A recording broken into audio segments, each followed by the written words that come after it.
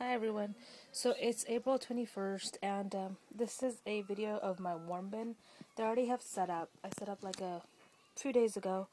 Um, it's I used two the sterile storage containers or totes. They're 10 gallons, and I had these from before. I used to put stuff in here, so I just recycled them. And it's nothing fancy. I drilled holes on the sides. There's about 3 on each side. Excuse me. And about 6 on, these sides. And the holes are not that wide because you don't want the worms coming out and whatnot. But they generally don't like the light, so they don't come up anyway. So I have food in there and I have dirt in there, and I'll show you. I keep this piece of brown paper on top. I put that in here today. I used to have newspaper over here, like just like sheets of newspaper, and I had that a little damp. Well, I'm not dampening this because I'm figuring the moisture from all the food in there and the water that's already in there will dampen it up eventually.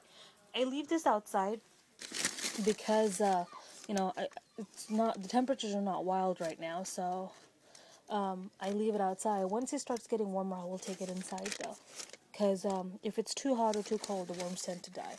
That's from what I've heard. So it's pretty messy. I've just I have a newspaper for their bedding, and at the bottom I have another. Here, I'll show you. And I just have food all over this. And what I'm going to do differently is once this is broken down, I am actually, look, there's a worm. See?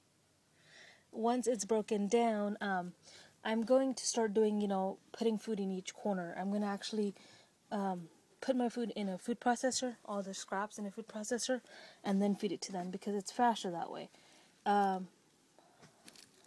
But I have 1 pound of worms in here, and some people don't like using the hands, but I don't mind.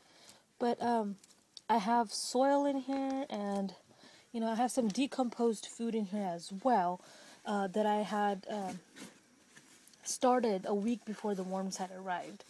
And what I did was I had a layer of a shredded newspaper like this, but like I put it to an actual shredder that I have, and it was finer. So that's all the way at the bottom.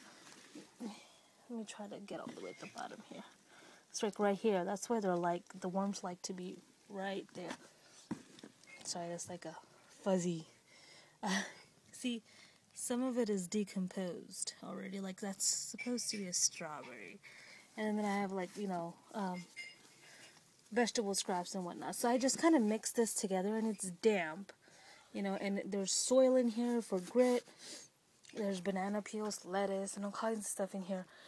And 1 pound of worms that I got from eBay for $25. And I'll put a link to her page, her eBay, because she was really great with the communication, and she, mailed it out fairly easy, and it came in a bag, and there is a lot of worms in here. It's hard to see with the glare. But, they seem to be doing okay. I check on them once a day at least, and I don't see any of them on top. They're mostly at the bottom, eating away, hopefully. But yeah, so it's fairly simple. And I just put this on, and then I have this dirty old lid. The lid's dirty because the actual lid, the container used to sit outside, but who cares? Right? So there's holes on the lid too. I have 9 holes on the lid. I actually have the 2 bins set up, same size at the bottom and same size on top.